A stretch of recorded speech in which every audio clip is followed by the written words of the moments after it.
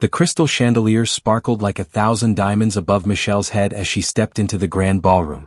Her silver dress hugged her body perfectly, shimmering with every step she took. Every eye in the room turned to look at her. Men stopped their conversations mid-sentence. Women whispered behind their champagne glasses.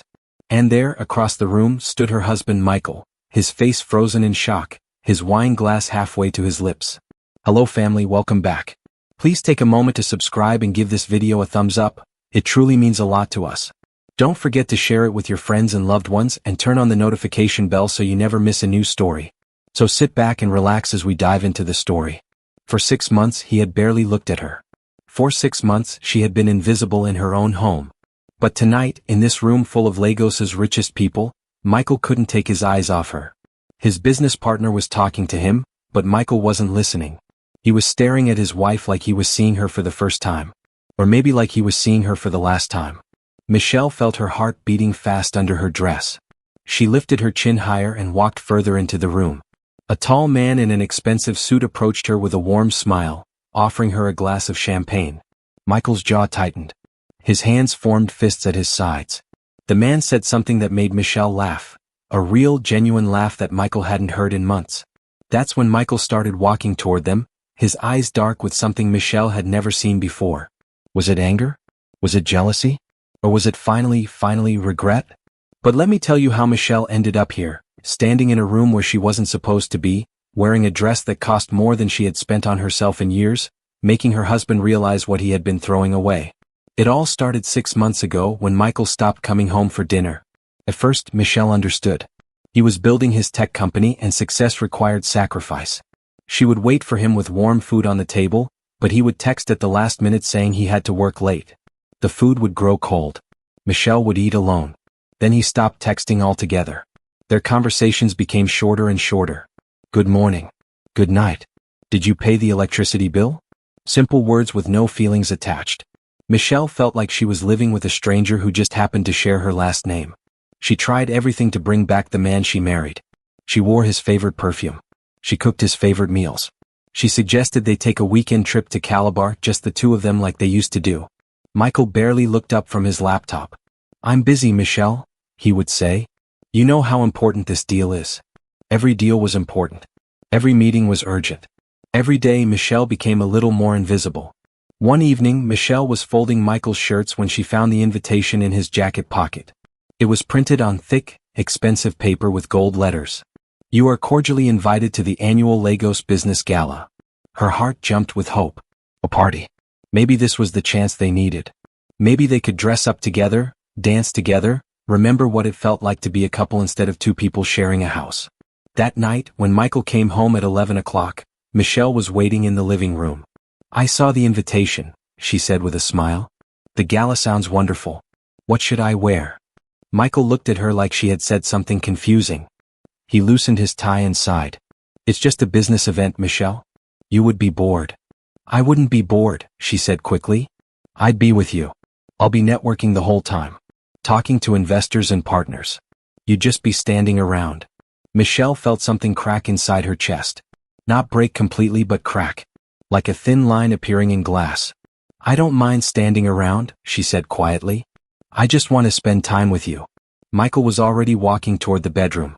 Maybe next time, he called over his shoulder. This one is really important for business.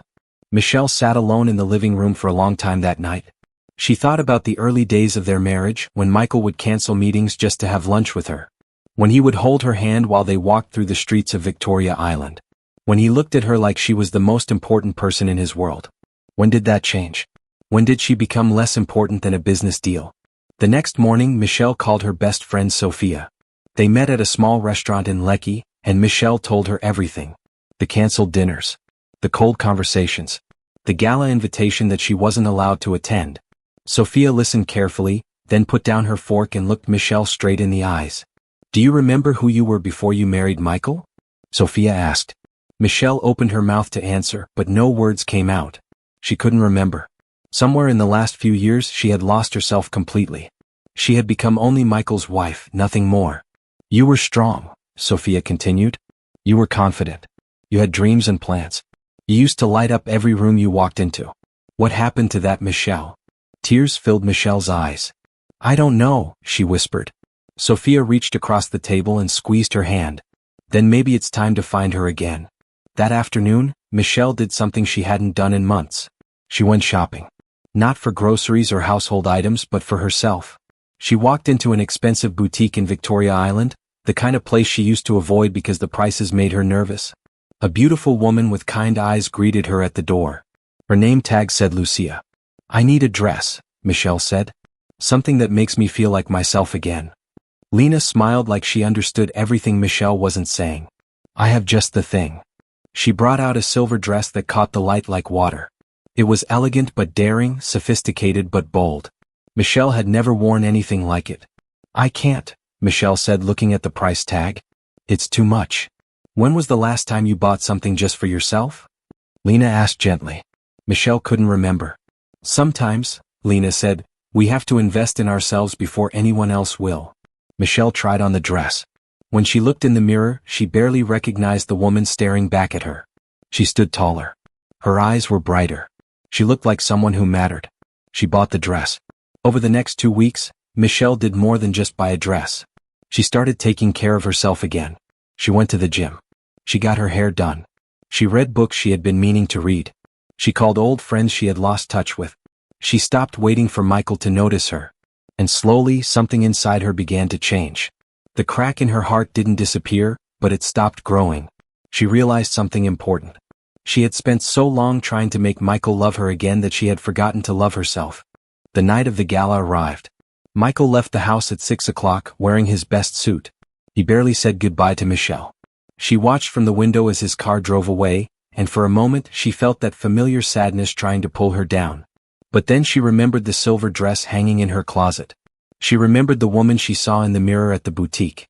She remembered Sophia's words about finding herself again. Michelle took a deep breath and made a decision. She spent 2 hours getting ready.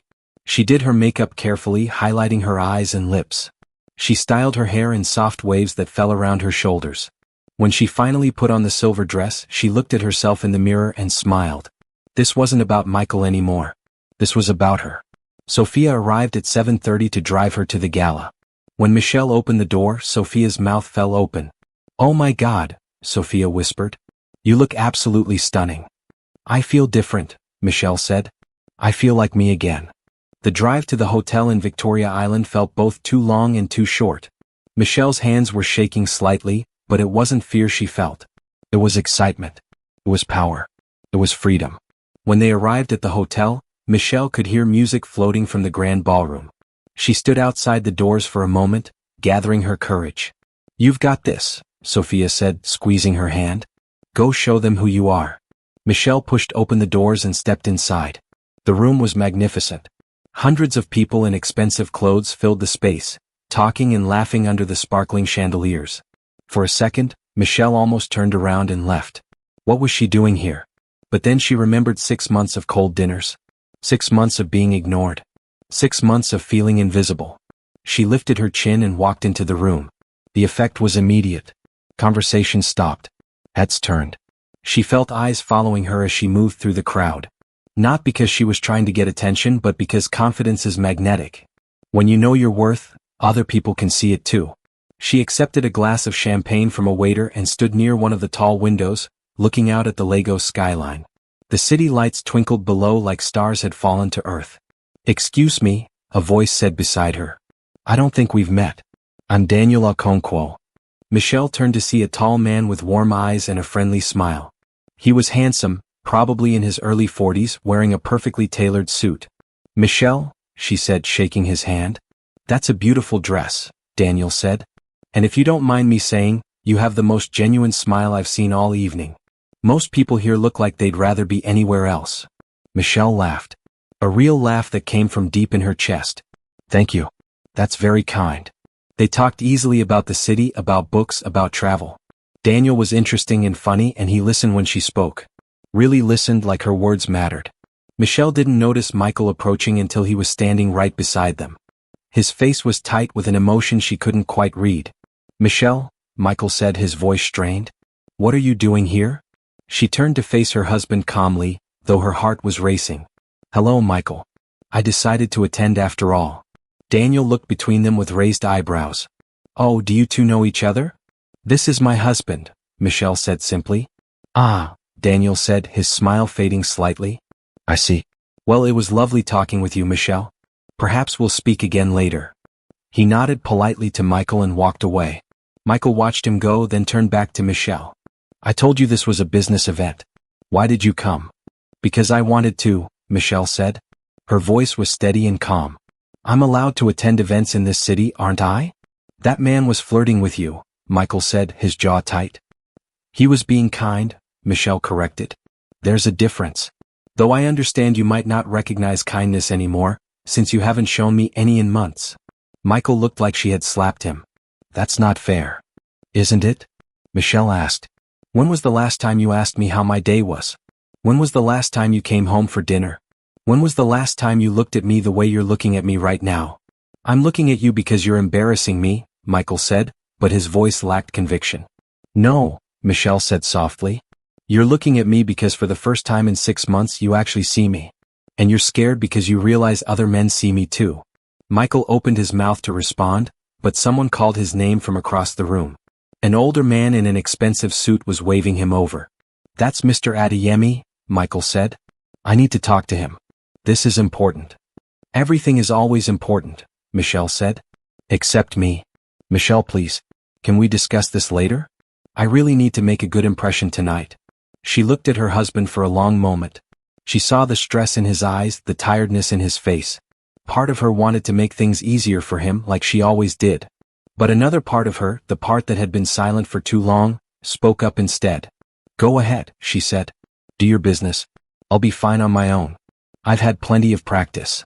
Michael hesitated, looking torn. But then Mr. Adeyemi called his name again and Michael made his choice.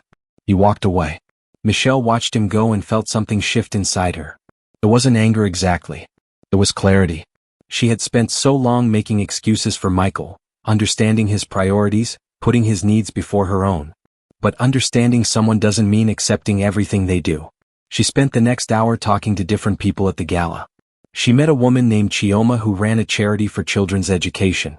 She met a young entrepreneur named Tund who was starting a business helping farmers in rural areas.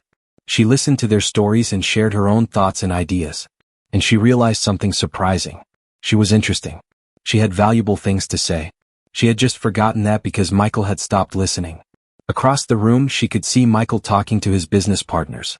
But every few minutes, his eyes would find her. He would watch her laugh with someone new. He would see other men admiring her. And each time his expression grew darker. Finally, Michael excused himself from his conversation and walked back to Michelle. She was standing alone for a moment, looking at a beautiful painting on the wall. "Can we talk?" he asked quietly. "We are talking," Michelle said, not looking away from the painting.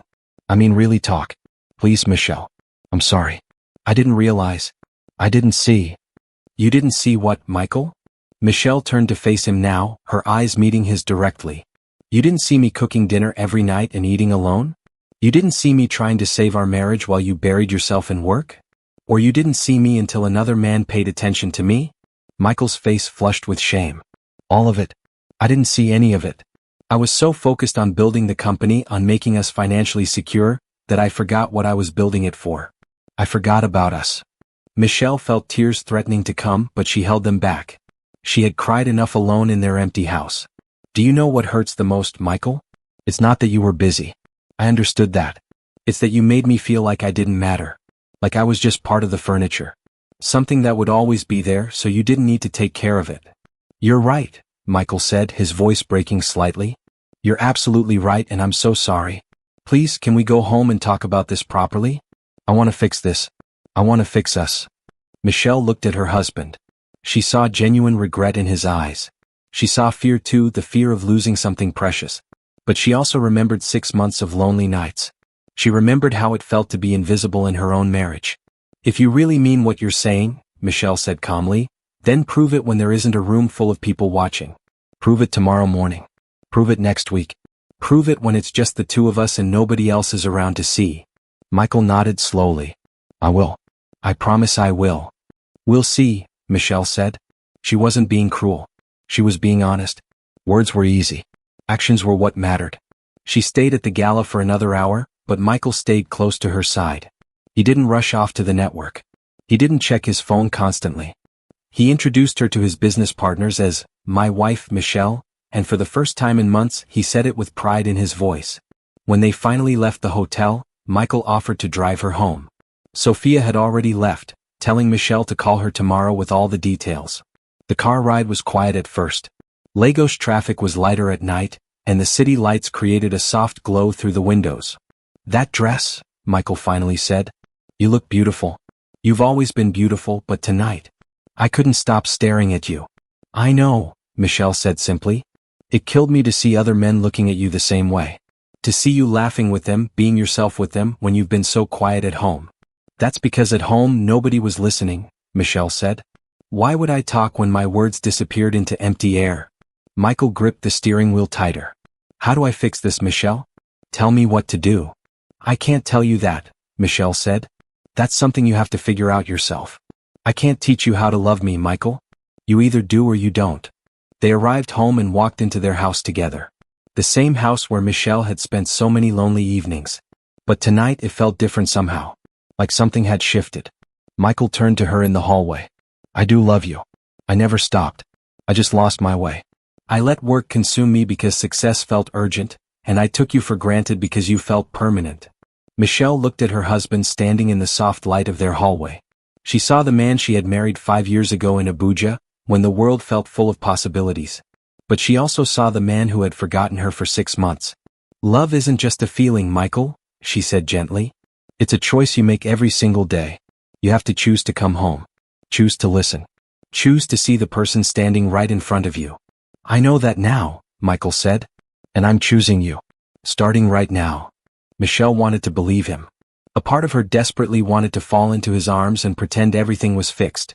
But she had learned something important over the past few weeks. She had learned that she couldn't fix their marriage alone. She had tried that already and it hadn't worked. "Then show me," she said. "Not with words. With actions." The next morning, Michelle woke up expecting to find an empty bed beside her, like she had every morning for months. But Michael was there, awake, looking at her with soft eyes. "Good morning," he said. "You're still here?" Michelle said, surprised. "I called my assistant last night. Told her to reschedule my morning meetings. I want to have breakfast with you." It was a small thing. Just breakfast. But it was the first time in half a year that Michael had chosen her over work. Michelle felt that crack in her heart, the one that had appeared months ago, begin to heal just a little bit. They made breakfast together in their kitchen. Michael burned the eggs slightly and Michelle laughed. It was awkward at first, like two strangers learning how to be around each other again. But slowly they started talking. Really talking. Michael told her about the pressure he had been feeling at work. How he was afraid of failing. How he thought that if he could just close one more deal, sign one more contract, then everything would be perfect. "But last night," he said, "when I saw you walk into that ballroom, I realized I had already failed at the most important thing. I was so busy chasing success that I lost what made success meaningful in the first place." Michelle told him about the loneliness. About eating dinner alone every night. About how she had started to feel like a ghost in her own life. "I forgot who I was," she admitted. "I became so focused on being your wife that I stopped being myself." "The woman I saw last night," Michael said, "confident and radiant and alive, that's who you really are. I'm sorry I made you forget that." The days that followed weren't perfect. Michael still had to work. There were still meetings and deadlines and business calls. But he made changes. Real changes. He came home for dinner 3 times that week. He put his phone away when they talked. He asked her about her day and actually listened to her answers. When Michelle mentioned she was thinking about volunteering with Chioma's children's education charity, Michael encouraged her immediately. "You should do it," he said. "You have so much to offer. I've been selfish, keeping all of your light just for myself." 2 weeks after the gala, Michael came home early with a surprise. "Get dressed," he said with a mysterious smile. "We're going out." He took her to the same restaurant in Ikoyi where he had proposed to her 5 years ago. They sat at the same table by the window overlooking the water. The sun was setting, painting the sky in shades of orange and pink. "I've been thinking," Michael said, holding her hand across the table. "About what you said. About choosing you every day. I want to do that, Michelle. Not because I'm scared of losing you, though I am. But because you deserve it. Because we deserve it." Michelle squeezed his hand back. "I want that too. But Michael, I need you to understand something. I can't go back to being invisible. I won't lose myself again. I don't want you to, Michael said firmly. The woman who walked into that gala, the woman who looked at me with such strength and clarity, that's the woman I fell in love with. I just forgot to remind you of that every day. They ordered the same meal they had on the night he proposed. They talked and laughed, and for the first time in months, it didn't feel forced. It felt natural. It felt like home. After dinner, Michael stood up and extended his hand. Dance with me? There was no music playing in the restaurant, but Michelle took his hand anyway. He pulled her close and they swayed gently in the soft light. Other diners smiled at them, recognizing young love rediscovered. I'm not perfect, Michael whispered in her ear. I'll probably make mistakes again. I might get too focused on work sometimes. But I promise I'll never stop seeing you. I'll never stop choosing you. And I promise to never lose myself again, Michelle whispered back. To always remember my worth, whether you see it or not. They held each other tighter, two people who had almost lost everything, now holding on to what truly mattered. When they got home that night, Michael pulled out his phone and did something Michelle had never seen him do. He turned it completely off. What are you doing? She asked. Choosing you, he said with a smile. The emails can wait until morning. Right now, I just want to be here with my wife. They stayed up late talking, sharing dreams and fears and hopes. They talked about starting a family someday. About traveling to places they had always wanted to see. About building a life together that wasn't just about success and money, but about love and connection and being truly present with each other. As Michelle lay in bed that night, Michael's arm wrapped around her, she thought about everything that had happened. The loneliness, the pain, the moment she decided to stop being invisible, the silver dress, the gala, and now this new beginning. Their love wasn't the same as it had been before. It was better. It was stronger. Because they had both learned something important. Michael had learned that success means nothing if you lose the people you love. And Michelle had learned that she could never wait for someone else to see her value.